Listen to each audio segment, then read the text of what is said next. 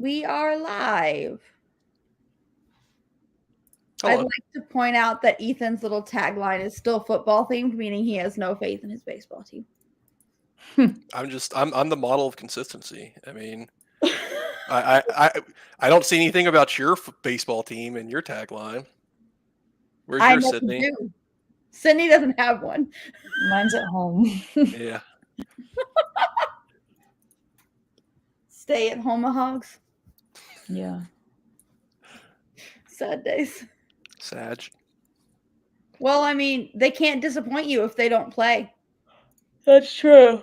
Sydney gets to be the bystander here that gets to laugh at our misfortune or revel in the good fortune. It's kind of a win-win for her. Yeah, I just sit back and observe.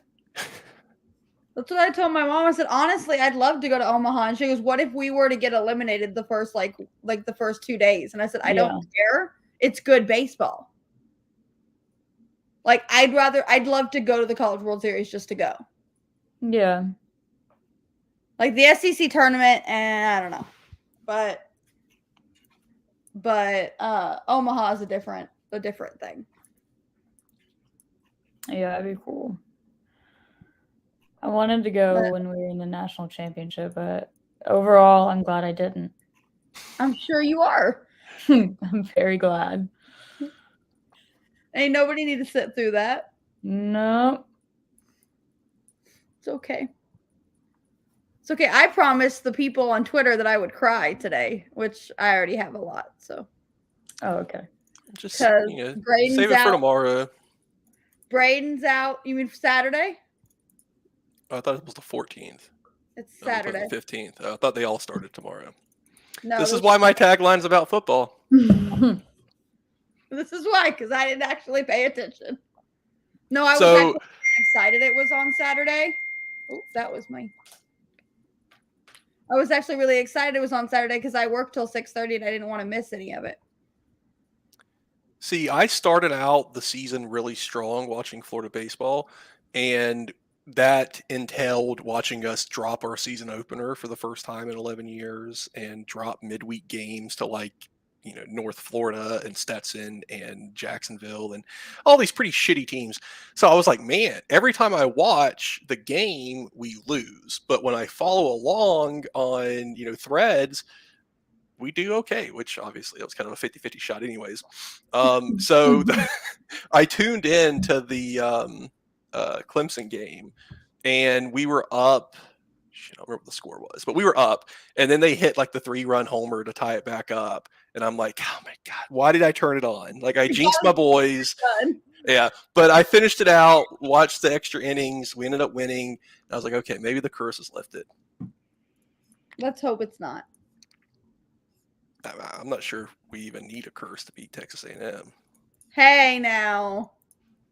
I don't know. Actually, honestly, I don't know who's starting on Saturday. I'm assuming it's Ryan Prager because he didn't pitch much in the Super Regional because he didn't have a good day, and Chris Cortez kind of picked up the slack there. But the issue is now we're down Shane Sadeo, so we're basically piecing together things now. We got Ryan Prager and at the worst time. We knew the second he called the trainer over, I was like, yep, he's done. He's done. So is there like word on the injury? I don't pay attention, so I don't know. They said that the prognosis is good for next year, so it's not Tommy John. But it's enough that he can't pitch the rest of this year. Which I am confused as to what that is. But I don't know. I'm not a doctor, so just not. Yeah, it's pretty funny looking at this bracket and seeing everybody has at least 45 wins, except for Florida and NC State, and then Florida's sitting there at 34. Oh, man, so weird not belonging, but making it this far, being frauds and making it all the way to the World Series. Ole Miss. Yeah. Hey, we were a 3 seed. I mean, so far there's only been one overall seed actually win it all. So, maybe the odds are in our favor. Wasn't Oklahoma a 3 seed when they made it to the finals? Who did they lose to? Was it Ole Miss or Mississippi State? One of the two. Yeah. One of them two Mississippi Ole schools. Miss. Yeah. Ole Miss, okay. Right? Because Mississippi State fake won. I forgot what that. I honestly don't even remember that. NC State got that's right. exiled because of COVID. They had COVID, and they had 11 players. Yeah. Gotcha. So, yes, you won, but did you really win? Right. And NC State was the hottest team, going into the tournament. I tell you, I was looking at they did media today, and I was looking at all our guys talking about Braden Montgomery and how much we're going to miss him. And I was like, now I'm going to go cry. It's fine. I'm fine. What year is he? He's a junior. He's going to the draft. Yeah, he's. Oh, okay. He's everything top. I've seen, he has him like a top 5, top 10 pick. Oh, yeah. But we get to keep Jace for one more year, so that's fun. Because I enjoy who is affectionately called Lord Tubbington, because he's built like a Teletubby, which he really is. Speaking of built like a Teletubby, you know who I'm excited to be out of the SEC this year or next year? Fucking Tommy White. I'm so tired. Tommy Tanks. Well, I mean, number one, did you see the College World Series finals last year, where I think he had 2 or 3 home runs in the finals? Yeah. It felt like we actually did pretty well against Dylan Cruz and minimized his. I mean, because he was he hits for a high average, but he was never a power hitter. Yeah. And then it felt like every time we were on the verge of getting out of an inning relatively okay, the big old chains come up bad. Yeah. Tommy Tanks just comes up and it's like, oh well, here's a 2-run shot. It's like, oh, at least. Yeah. That was a fun. I mean, even though we lost, that was a fun College World Series to watch or finals to watch. I was at the beach and I was like, we got to get back to the room. LSU and Florida's playing. And the game 2 and game 3 were both just home run derby. I don't remember what the final scores were, but I think we put up 20 runs. Ridiculous, in the game. Yeah, and then they put up 16 in game 3. It was fun. That's the thing about baseball is there's really 2 outcomes, right? You could I remember watching Randy Johnson's perfect game against the Braves in I don't know 02 or something, and it really is like watching 2 grown men play catch for 3 hours, right? Yep. Or on the flip side, you have the ones where it's like football scores, and every inning there's a 2 or 3 run inning, and you're like, okay, this is pretty fun too. Yeah. That middle ground though, that's where it gets a little neat. I'm glad we have a pitch clock. We'll put it that way. Yeah. I remember this season, New Mexico had a game and they scored 34 runs. And I read the final score and I was like, wait, what? Hold on. It was 36-17 or something. I was like, Jesus, this guy's ERA, there can't be a good ERA on any of these teams. Yeah, that's what I love when games get when it's 18-2 and then you see the backup third baseman come out and just start throwing 72 mile an hour fastballs. Yeah. It's who wants to pitch? Anybody? We're not wasting the bullpen here. Raise guys. your hand. Yeah. We got a catcher. We bring in the bullpen catcher. He'll get an inning or 2. Who cares if he gets lit up? We're not winning this game. We're not coming back, guys. Yeah, there's no coming back from this one already. I don't know if y'all watched any of A&M's game 3, but the fact that the Oregon coach left that pitcher out there so long in the 7th is honestly rude. Yeah. Why would you do that to him? He obviously didn't have it.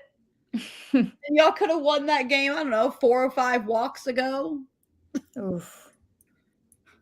And Caden Kent decided to end it. And now their Oregon fans are like, well, we handed y'all that game. You also had bases loaded with no outs 2 innings before that and got nothing against the kid. That triggers me. Mm-hmm.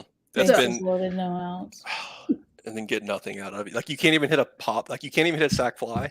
Really? You can't go to the You can't ground into a double play and get a run home. Literally the only way you're coming out of that without a run is if you strike out or something crazy happens. And when it happens, you're just oh my God. like NC State against in the game 3 against Georgia. I think the first 3 or 4 innings they had like 11 men left on base, and it was still 4-2. Like they were still winning, but like when you're watching that game, you're like, man, Georgia is like getting really lucky, and then eventually the floodgates kind of came open, but that game could have been out of hand much quicker than it was. True. All right, y'all want to get into these predictions? Did y'all see A&M's coach said death taxes in Florida and Omaha today during his... That's not surprising. Yeah, what can you do? That was like on point random ass quotes. Like, and you're like, sure. Okay. Sounds good. That makes perfect sense. You're like, all right, I'm not gonna argue with you. Also, all the Texas fans that seem to really think they're gonna take him from us crack me up. Texas fans think, okay, so they think they're getting Dave Van Horn, Tony Vitello, and him. Yep. All 3 together. Yeah. A trio. Trio of coaches. It's one hell of a coaching staff, though. Yeah. Like, honest to God, he just got approved for a huge renovation of Bluebell. Like, he's not going anywhere. He's just, like, that makes no sense. But, whatever. Texas. It's because they can't let us have nice things. They really can't. They're like, your little brother, you can't have nice things. And I'm like, I don't know about you. I cannot wait for them to finally just get in the SEC, just so that Texas A&M fans can stop running from Texas fans. Like, this weird, like, at least Arkansas puts them on the schedule, right? Like, at least you guys go and play them. Like, A&M fans, you guys are just like little brothers and sisters, just like screaming at each other. Like, I don't know if you've ever seen the video where it's like the 2 dogs behind a gate, and they're like just like barking at each other, and then somebody pulls the gate back, and they're just like, what? Like that's how I feel with Texas and Texas A&M. It's like you guys just constantly complain about each other. Oh my God. But you don't actually do anything about it. And we've played in every sport but football, because every time we want to do it, they can't, and every time they want to do it, we can't. So it's been like this round and round circle of I don't really want to do this, or you don't really want to do this, and now there's no choice. Thank you, Greg Sankey.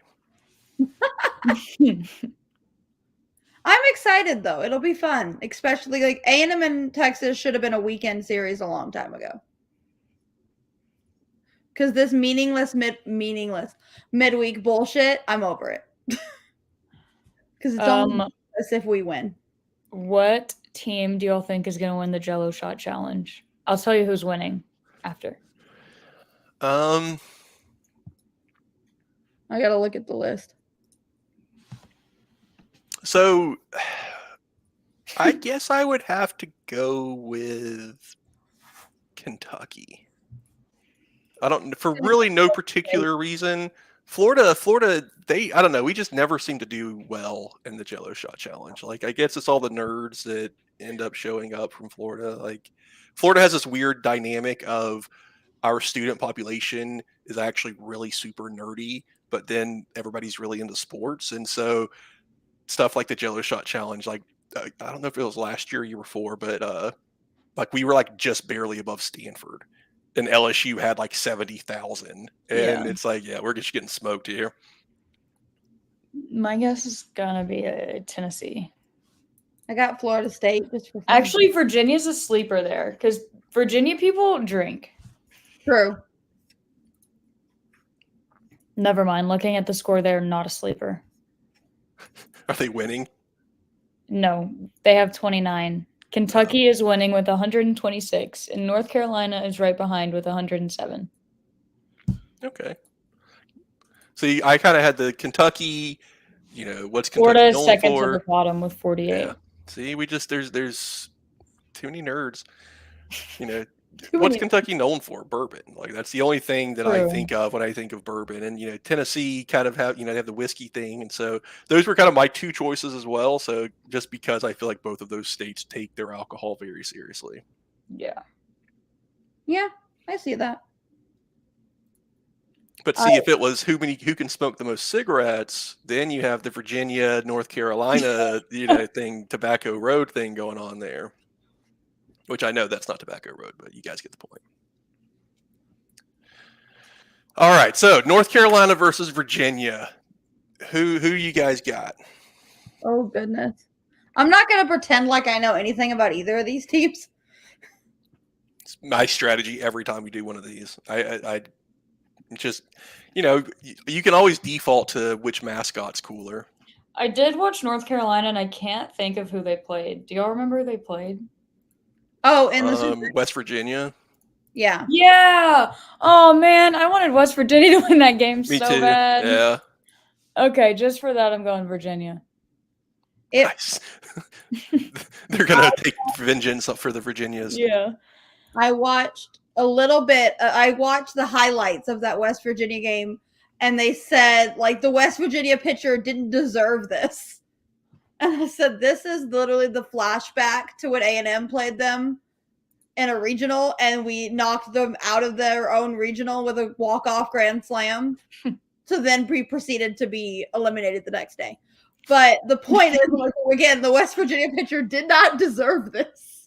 Yeah, their coach was like, it was his last, he's retiring, and he was like, man, because they just kept hitting home runs, and he's like, I might have to stick around another year. This is really fun. I was like, oh my God, please win. And then they didn't.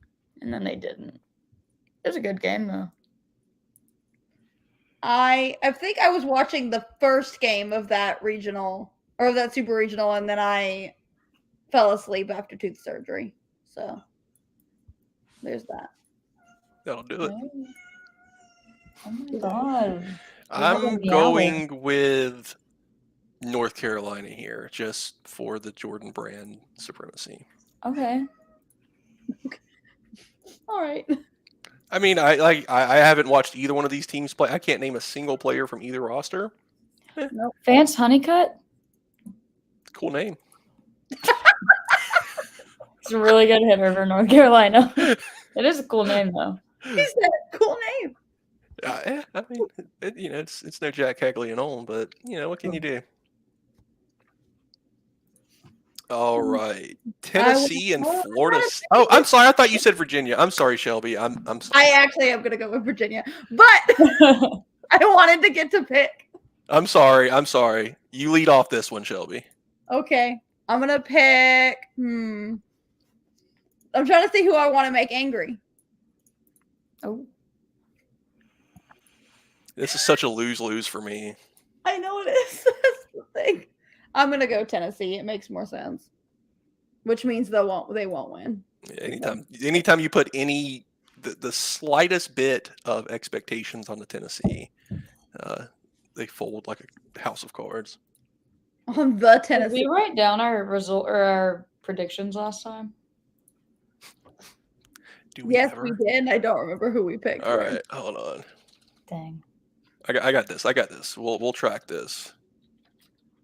Oh, all right. Sydney and Shelby take UVA. Ethan takes UNC.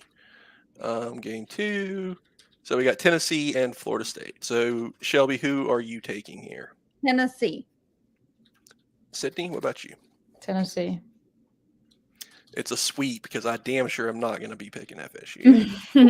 We all knew that. even though this is definitely like a meteor game for me, watching FSU get bounced out of the College World Series again would be pretty sweet.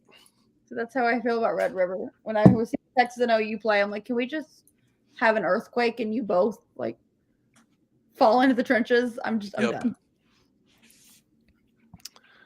All right. Then we got Kentucky and NC State on the other side of the bracket. Okay, I want Kentucky to do well so badly. Like, I don't want them to win, but I want them to do well. Aside from FSU, Kentucky, their series again, I'm sorry, but I'm never going to forget them intentionally walk Jack in the 9th inning down like 7 runs just so that he couldn't extend his hitting streak. Like, that's the... He's still bitter. They beat us, so screw them. Yeah, exactly. There you go. Okay. If that's so you're going Shelby's going Kentucky. Me and Sydney are going NC State. Yep. Nice. We got some division here. NC State is looking for revenge after being booted 2 years ago. I was like, you gonna finish that sentence? All right, then stolen. The main event. I think that I know how 2 out of 3 of these predictions are going to go. So Sydney, you have to be the tiebreaker here. Oh god. Florida. She's just here so she don't get fined. What? Let's go. I'm a Jacques fan. I like it. Because you called a fraud all year long. You know, it's not how you start, it's how you finish. I'm only choosing Florida because they're not supposed to win, and Jack Caglione. Like, what are the odds of the I love him. national title runner-up from a year ago becoming the underdog story the following year? I mean, I get we're not really an underdog story, but like, you know, everybody hated that we made it in. You know, Jack gets excluded from the Golden Spikes finalists. Like, the disrespect is so real. Well, here's a good thing. If you lose, your chances for next year are better because the winners of the national championship suck the next year. That's true. And I Ole would Miss, Mississippi State, LSU. Yep. I would take that in a heartbeat to win a national title. Well, yeah, but it's a little positive. Yeah, I if mean, you lose early. I mean, you know, we're losing. You know, Jack. Obviously, I mean, that's going to be kind of an impossible feat to replace there. But and then Brandon Neely's almost certainly gone. Then after that, it gets a little interesting because we have, you know, like Luke Hyman, Ty Evans, Dale Thomas. Like, we have a few guys who are draft eligible that probably would be in the, like, a top 5 or 10 round pick. But it's like in baseball, once you get past the 2nd or 3rd round in the draft, it really kind of becomes, you know, a coin flip when it comes to like, could you get as much from your signing bonus as you could in NIL from being one of the faces of a preeminent program in baseball? Yeah, and getting better and improving your chances of next year being a top 2 round pick and really getting a huge signing bonus, you know, like. So I think that dynamic, you know, I heard him talking on the radio about how teams in the MLB have started to shift away from drafting high school prospects because the guys coming out of college now are so polished because a lot of them are staying around for an extra year and they're really starting to get developed. And you know, and then on top of that, you have the dichotomy between high leverage, like big time college baseball programs and minor league baseball programs, to where you go to any of the R3 schools, you have better health and nutrition, better lodging, better development, everything than you're going to get in minor league ball. I mean, yeah, development, you know, kind of here or there, depends on what team and program you go to. Yeah, you know, I mean, yeah, for sure, less travel. You know, having to go and stay in Bufu, Nebraska to play a minor league, on a bus, like in the heat. So, you know, I mean, I think that unfortunately it kind of has a ripple down effect to where it kind of squashes lower level teams. Like, their talent just constantly gets poached to go to a bigger team, or, you know, and then you have like community college kids who are losing their spots on D1 rosters because transfers are coming in and stuff like that. So that's the negative to it, but you know, sucks to suck. Sucks to suck. Well, that's nice. I know we're probably we'll lose Braden because he's not coming back. He'd be stupid to come back. Ryan Prager apparently is jumping up draft boards, so we'll see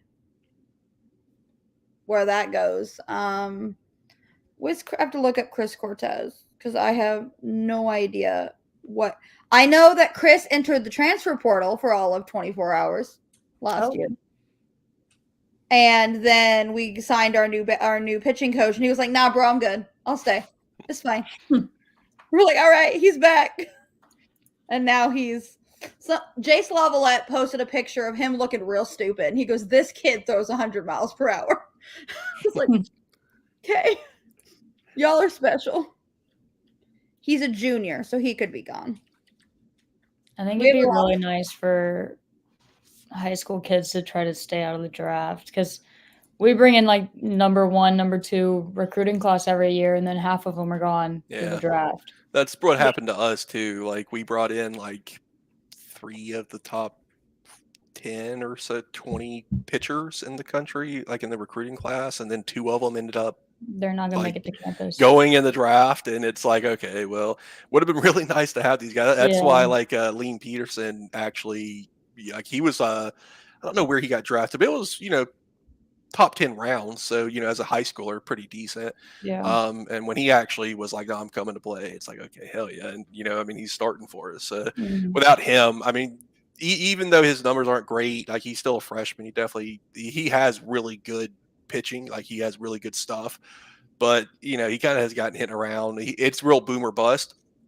But Yep. without him being our third starter, we would have. I mean, we barely made it in, and without him, we wouldn't have made it in at all. Yeah. We're gonna see what guys step up for the Ags, because It'd be interesting. It gets kind of fun when that starts happening. Like that happened, just to be like, who's starting? Who's next? What's going on in the bullpen? Like this guy's coming out? That's crazy. Because we started getting a bunch of injury problems towards the end with pitchers. A&M's gonna have a lot of. Wait a second, who are you? Yeah. Like what? Sure. It's like that pitcher for Georgia. I think he started game 1 against NC State, where he gave up like 9 runs in the first inning, and then like they got they pulled him, but then he came back in for the third game in relief, and I think he had pitched like 15 innings all year or something crazy. Oh yeah. But between injuries and fatigue and just stuff, this time of year, it's like you really do start to see those guys who've pitched like 10 innings all year and haven't been on a live game since like February. And then they come rolling out in the World Series, and you're like, well, that's good luck, kid. Like that's pretty fucking tough, but we believe in you. Last year. Yeah. It's a bold choice, friend. Hope it pays out. Yeah. But I'm relieved because in my mind, I guess it's the maroon and white. In my mind, the Gerangelo Sagente, the ambidextrous pitcher for Mississippi State. Oh yeah. Yeah. In my mind, I kept thinking he played for Texas A&M, and I was like, God, he was such a pain in the ass the last time we played him, because it's like he just switches hands, and like he has really, I mean, he can throw the ball too. Like he hits like upper 90s with both hands. So it's like, damn, this is pretty rough. Crazy. Yeah. And so I was just looking, because you were talking about who your pitchers were, and I was like, why are they not going with this guy? And then I looked him up. I was like, oh, he's on a totally different team. It all makes sense now. They can't. Yeah. Man, one of those mid-game transfers. I wonder if he's less prone to injury since he's not pushing. That's all a good question. It's an interesting thought. Should we DM him? Yeah. I don't even know the guy's Bro, name. I have questions. He's Are Dutch you less too. prone to injuries because you can throw both arms? I mean, it makes sense, Because you can fuck up both elbows. I mean, from what I've read, it's always like it always comes back down to just overuse of like your ligaments and stuff. So being able to alternate, you can throw 120 pitches, but 60 of them are left and 60 of them are right. Most pitchers can throw 60, balls without too many problems. Yeah. That's interesting. That's a good point, though. I wonder if that's the next wave. Like, you remember when, who was it? Like all of those like underhand pitchers, like Byung Hung Kim back in the early 2000s. But you guys are probably too young to remember him. But like their knuckles will like almost scrape the ground as they're pitching. We have a couple sidearm. Yeah. Like sidearm, but like some of them even go beyond sidearm. Yeah. And like it's normally they throw like eephus pitches and like really wonky sliders and stuff like that. And so I wonder what the rate. I wonder if it's kind of a similar thing, because like softball pitchers, they can throw 150 pitches and then go drink some Gatorade and do a double header, or come the next day and just do it again. And it's all about the motion of their arm. It's not as intense as coming overhead. And so, like, I wonder if there's like that's a good. You get my brain spinning, Sydney. I'm like, I'm thinking of all these different scenarios. We have a sidearm guy, Brock Peary. The first time he came out, my mom was like, "What the fuck is he doing?" I was like, "He's pitching." She's like, "No, he's not. What is he doing?" I was like, "He's throwing the ball to home plate. He's pitching. Don't worry about it. It's fine."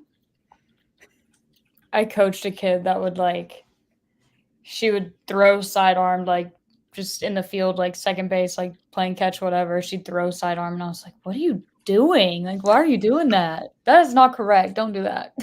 Well, that's not correct. Mm. I can just picture Sydney walking out. That is not correct. That's not how we do that. Don't do that. I said, "Do you have a brother or something that plays baseball? Because this is wrong." Who taught you that? I have some words.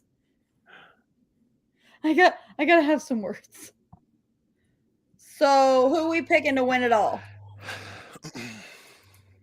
Okay, let's exclude our own teams That's here. what I was saying, that's not your team. Obviously, I'm picking Florida. Obviously, you're picking A&M. But let's exclude that and play hypotheticals here. Hypothetically speaking, I'm going to go with NC State. I'm gonna go with Kentucky for fun, because it's a feel good story. First time in Omaha, first time it's a feel good story. I was going to say NC State, but I'm going to switch it up and go. Okay. Sorry for taking your pick. It's okay.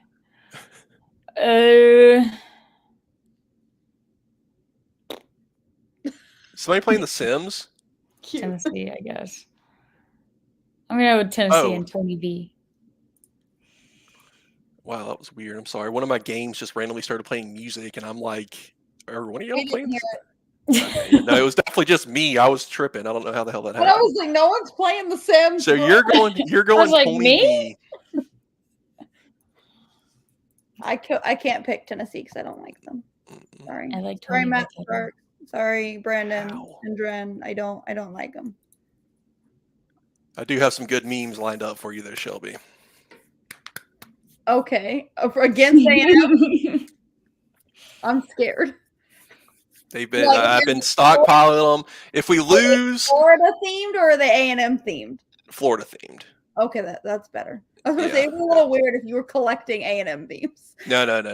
I'm just preparing for the matchup by accumulating as many Florida-related baseball memes as I can find, so that when I was gonna say when we beat Texas A&M, I'll have a stockpile ready to go.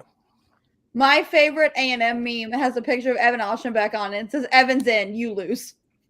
I was like, okay, you're not wrong. 9 times out of 10, Evan's in, you lose. All right, I gotta hop off, ladies. I'm sorry for interrupting, but I just got a message that I need to go attend to something. But I will reconnect with y'all in a couple of days. Yeah, we'll do it next week and catch up. Woo. Bye. Bye. All right, that was fun. Now we can really do a show. No, honestly, all I was saying is that if Evan Oschenbeck got hurt, I may have to just give up. Yeah. 2 pitchers and Braden Montgomery. Some people are like that. You're like, I'm done. No thanks. Gotta give it up. We can go home, coach. It's fine. I'm fine. It's okay. Yeah, do you have anything to add before we hop off for the night? I do not. Oh, that's boyfriend. Yes, views will go up now that Ethan's gone because Sydney and I are great. Correct. And Sydney for sure she don't get fined, so because she obviously gets fined for our sidebar podcast. Right. Right. I'm gonna go eat dinner because I got off at 6:30 and came here and did this, and now I have to eat. Yeah. So I think I'm gonna go to bed. Do it, girl. Do I'm it. tired. We will see y'all probably, maybe even Monday or Tuesday. I don't know. Maybe we'll see. It depends on how far our teams make it. We'll see what goes on. Because Ethan and I may jump off a cliff if we both don't. Might not make it to then. All right. Good night, people.